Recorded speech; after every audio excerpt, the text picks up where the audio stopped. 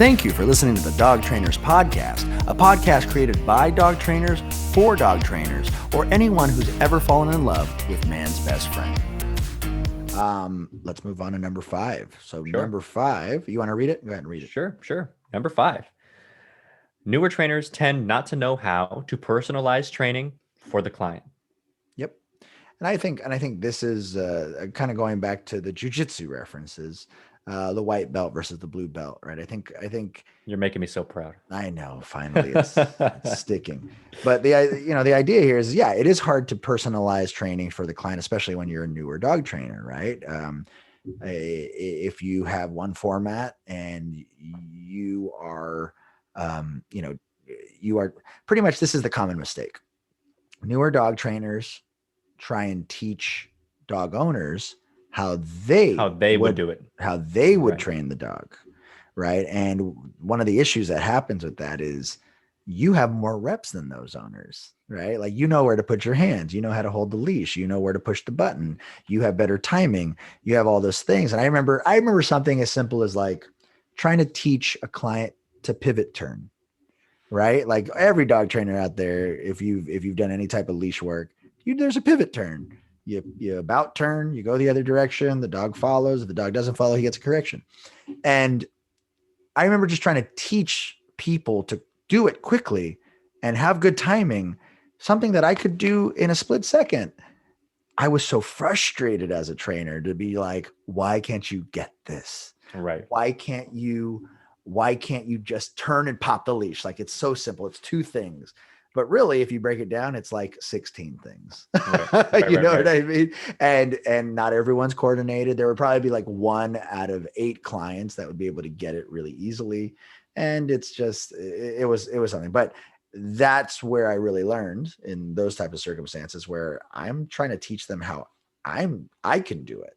I'm not trying to teach them how they should do it. Mm-hmm. I think that's really, really important. I think it's important. The point to be made is that, like, you have to train the person that's in front of you. I was going to say, I couldn't agree more. And I just wanted to touch on for one more time and say, scaffolding, the process of teaching via scaffolding, applies to teaching the owners as well as how you taught the dogs. Humans too. Right. So, I totally agree with you. And I think that a big reason for it, number one, like we talked about earlier too, is when the trainer just kind of knows one method, that's like the only way they know. I think another benefit of learning different methods is you learn different ways of explaining things, because every method has its own, like, it's its own complete thing. It's a method. It's got its own ideas as to why and how and all that good stuff. So the more you play in between them, you become that blue belt and you start to learn the benefit of this versus that.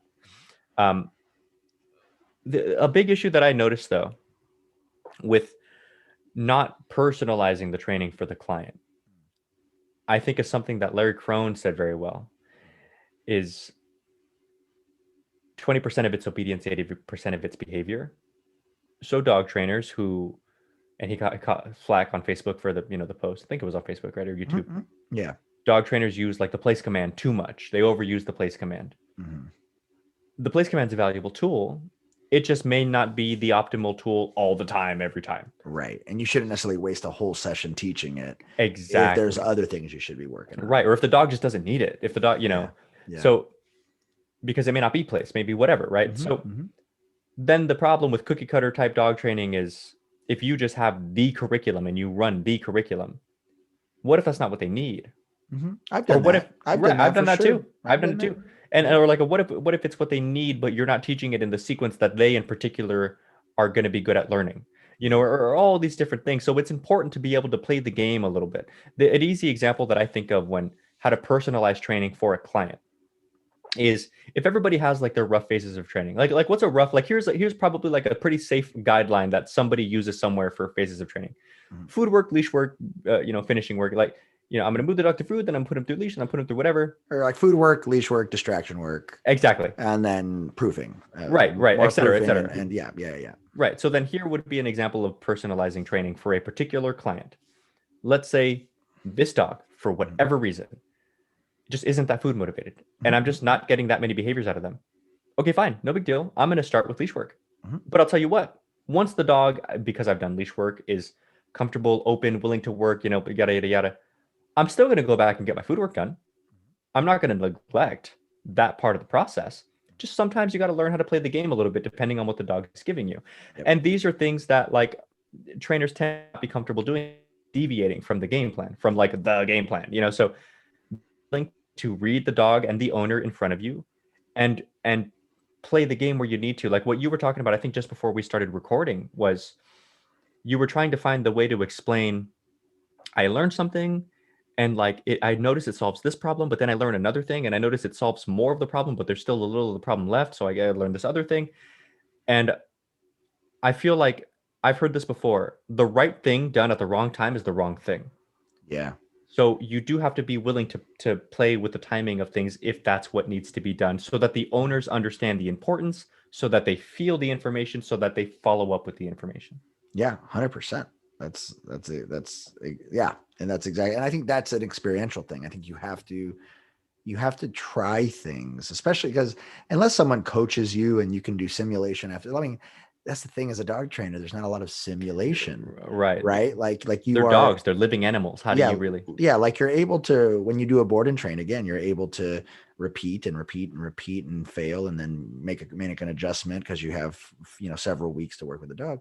That's easier, but with a person, it's, you have an hour, you have one session and you have to get it right. And it's tricky. And I think that's kind of where a benefit of I think failing safely is what I was going to talk about. Failing safely with Ah, Blake Rodriguez. That's what I call back to failing safely. Um, we're going to talk about how I remember the point. I'm going to go back to that point. Those of you listening, and I'm going to come right back to this point. go for it. Point I was trying to make, we were talking about direct versus indirect benefits of reps. In the indirect benefits of reps, we're allowing the dog to fail safely, and we're allowing the dog to learn from their mistakes, and we're allowing the dog to when the dog can learn from their mistakes without being severely punished or shut down, then you have a dog who's better at understanding what you wanted them to do at Runyon Canyon. That's Right. the point I was trying to make. Anyways, And a dog who's willing to make mistakes, which is a necessary part of the learning process. exactly. So I think going back to number 5, which is personalizing training, it's we don't, sometimes dog trainers, we don't have enough practice trying different things with different people. And if you're lucky enough to get a lot of clientele in and you can practice and you can, see what works. I remember I used to do this thing where I would try the same thing for like 2 weeks against all my follow-ups, all my clients. I would just try one approach for 2 weeks, see how it worked. And I would be like, okay, it worked with that type of person, didn't stick so well with this person. And I wouldn't necessarily say it was a script, but it was a focal point, right? Mm. And I would try it with those people and it would work. And then I would get bored, like my ADD would kick in, and all of a sudden I'd be like, okay, how do I want to focus on something else. So then I'd make that the objective, or I'd make it all about technique, or I'd make it about home behavior. I'd make it about, food work. We're just going to go over food work. Right. And I would practice teaching people different things the same way that we tell you guys, like, hey, you have to practice different methods, with dogs. Like the way you learn a personalized training for your client is also practicing different methods of teaching. I Right. remember I went through this whole phase where I was writing everything down for them. Right. And that helped a certain amount of clients. And then I realized, like, I'm not the type of person to write stuff down. So what did I do? I wrote it down to templates and I Mm-hmm. would email that. Right. Then I had a situation where, you remember my giant TV, right? That I Oh always yeah, yeah, that I yeah. always have. So those of you guys who don't On know, like, wheels. yeah, I I Yeah. I I made this a thing at my facility where we had TVs, and still till this day at my facility now, we have TVs on on rolling stands. And so I Mm-hmm. can take a 65-inch big screen TV and into any room for a lesson, for a lecture, for a seminar, it doesn't matter. But I have TVs all over my house on wheels, which everyone thinks is like, what are you doing? I was like, trust me, comes really handy during Super Bowl. But but the idea is like, I tried visuals. I would have PowerPoints. I would have slides. Right. I tried audio. Right, I would record things for my clients and I'd send it to them. And it was so funny. I was just trying all these different quote unquote techniques or methods of teaching, and I got to see what stuck and what didn't stick, and what was good and what was bad. And I'm so grateful that I did, because I think it really helped, my chops as a human trainer, right? Really testing all of these things out. And there is no right way necessarily to teach. There's just a lot of experiences that you're going to put together to see. Now, what I've gotten better at over the years is to see like what client could benefit from what. Hmm. Right. So in Hmm. my company now, like I have a catalog of videos that I can send them as references. I have a catalog of written work that I can send them as references. I have Instagram stuff that I can send them as references. I have this podcast that's the audio version. I can send them, oh, check out the structure video, check out the punishment video. There's so many things that we can do and Right. that are useful now that that's how I've been learning to personalize my No, training for I clients. agree with you. And a cool, again, direct versus indirect, a cool byproduct of having done this research Hmm. is you then get the confidence that comes with having done this research. Hmm. So that when clients give you questions, you give them clear, concise, confident answers, which is confidence inspiring to them. Hmm. There's nothing I hate to hear more than when I'm asking somebody something. Maybe now, like I don't know if you're like this too, but now that I'm a dog trainer, I have my like career, the thing that I've dove into and I've made it my job to master this to the like Larry Crone said. I want to be good. Why wouldn't you want to be as good as you can be, right? Hmm. So I get really annoyed in any other field if I need your help. If I ask you a question and you sound unsure, I'm like, you're the pro. I'm paying you. Don't be Yeah. unsure. Yeah. So Yeah. so I think It's it like helps a I'm at lot. a supermarket and I'm like, do you guys know where I can find a jar of mayonnaise? And they're like, yeah, aisle 7. Right. Well, Versus that. but because Yeah, that's go like ahead. that's a product. I'm I talking more know. like I'm joking, but that's I know. confident. But it does piss me off when someone's like, don't you work at a supermarket? Don't they Right. quiz you on this stuff? Yeah. Yeah. Sorry, I'm just being bougie. I'm They, being they bougie. quiz taxi people on that stuff. Yeah. I heard that like London, New York taxi guys are so good with their memory that they have like a bigger whatever that memory is it the hippocampus. Anyway, whatever it is, they're They got super good bigger with their memory. brains, bigger Yeah, big brains. brain plays. But no, but the point I'm making is because you've made it a point to do this research. You've tried the Mhm. audio, you've tried the visuals, you've tried different ways of explaining things. You can draw off of any one of these things. So True. you're never really like stuck. And because you're Right. never really stuck, you're just confident, you're ready to go with answers that Hmm. would be applicable to their question. Yep. And owners feel that. They're like, oh, this guy knows what he's doing. He knows what he's talking about. I can tell. As Hmm. opposed to like, well, and you're not even confident. Why would they be confident in your training? True. 100%. 100%. I think this kind of wraps us into our last point, which is, it's our job as trainers and educators to make things make sense. And so for the simple reason, so we can have an impact on that dog and we can have an impact on our clients. Right. And not necessarily in that order. Sometimes you have to have an impact on the client first if you even Right. plan on touching that dog. Right. And so this was a fun episode, man. It was. I'm so glad we did it. I think we've actually had this outlined, I think, for several months. We It's just been like 3 months. And not only that, man, but I think it's been fun just me and you doing our thing. It's been a while. Yeah, man. This is definitely fun to get back. We love our special guests and we love everything that they have to offer. But every now and then, you guys get to listen to us just say whatever the fuck we feel like saying at that time. But we hope that it's helpful and we hope that it's educational because that's the biggest applause that I've gotten about this podcast was that we're educational. Like it's not just us ranting about bullshit and we do talk about bullshit, don't get me wrong, like jujitsu and stuff like that. But ultimately it's we always want this to be educational for you guys. And so again, I will tell you guys this two things before we sign off today. If you guys have any topics that you would like us to go over, again, if we don't think we can answer them or add value to you guys, we will wait for the right Yeah, we will special find the guest. person. Yeah, we will find Right. the person or wait for the right special guest to ask those things that we think they will add value to you guys. We had some of you guys ask us about social media, so we went out and reached out to Tom Davis and we went out to reach out to Canine Performance so that you guys could have information about social media. You wanted to know more about teaching, so we got Michael Ellis, we got Blake Rodriguez. So everything that you guys send us and give us feedback on, we want to provide for you. So this is a privilege for both me and Mariano. So we're super excited to do the research and ask the questions to the people. And so yeah, just keep it coming. Keep all the questions. DM us, email us, Canis no, that's my personal one. Dog Trainers Podcast at gmail.com or DM us at Dog Trainers Podcast. Other thing, also, shout out to our boy. I forget. Oh my gosh, from Pittsburgh, Pennsylvania. What is his name? Got to give him a shout out real quick because he followed directions and he's the man. What is his name? Oh, I forget his name. Dang. Give me 2 seconds. 2 seconds. Are we talking Instagram? Yep. Norca? No, I love Norca. What's up, Norca? Shout out to Melissa Velez, Taylor Campbell, Matt Hubble, Norca.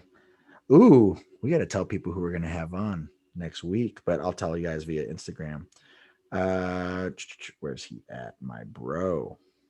Where are you? While you do that, by the way, guys, all of the growth from this podcast, because we've done no like paid ad or anything like that, has all been you guys being awesome enough to listen yourselves and then share. And we just ask that if you've gained value from this episode, do us a favor and just tell one other person about it. It really does help that much, not only in helping us grow the podcast, but also maybe they'll learn something that they didn't know. You never know, but sometimes the information you have may be the thing to save the other dog's life. Yeah, or inspire that person who wants to be a trainer, you know. Right. Shout out. So in our Larry Crone episode, we asked you guys to please send us and DM us your Instagrams or just message us on Instagram so we know who you are and where you guys are located. Send us your website so we can go ahead and check you guys out and research. Guys, we have so many people, both personal clients for our own companies, but also just people that reach out to the podcast and they ask us, hey, do you guys recommend any clients or any trainers in this area, this state or that state or this state? And sadly, we don't know necessarily all of you guys personally. So if you guys want to get to know us, we respond to our DMs, like all of you guys who listen to us. Great. So we want to give a shout out to Cochrane Canine. What's this gentleman's name? Let's see. Is Matt? Yep. His name's Matt. What's up, Matt, at Cochrane Canine Training out in Pittsburgh, PA. Thank you so much for sending us your information, man. We checked out all your stuff. We love it. And we want all of you guys to do the same. Let us know where you're located. We're going to create a little map where everyone who listens to this podcast is located. So that way we can get a better idea of who we can refer out to you guys. As Mariano said, please share this episode with at least one other person. And we want to thank you guys. And we look forward to seeing you guys on episode 48. We have a very special guest, but you guys have to wait until next week. So thank you guys. Also, don't forget to leave reviews on your podcast platforms. Did you say that already? I did not. No, everyone leave a review on your podcast platform. It allows us to show up more naturally in searches. So please do us that favor. And we love you guys. And we will see you guys in episode 48. Peace. Thank you for listening to the Dog Trainers Podcast, a podcast created by dog trainers, for dog trainers, or anyone who's ever fallen in love with man's best friend. We really hope you guys enjoyed this episode, and we hope to see you back for the next one. But in the meantime, please follow us on Instagram and Facebook at Dog Trainers Podcast. Go ahead and leave a comment. Ask us any questions that you want. We would love to connect with our dog trainer communities all around the world. Take care, guys. We'll see you next time.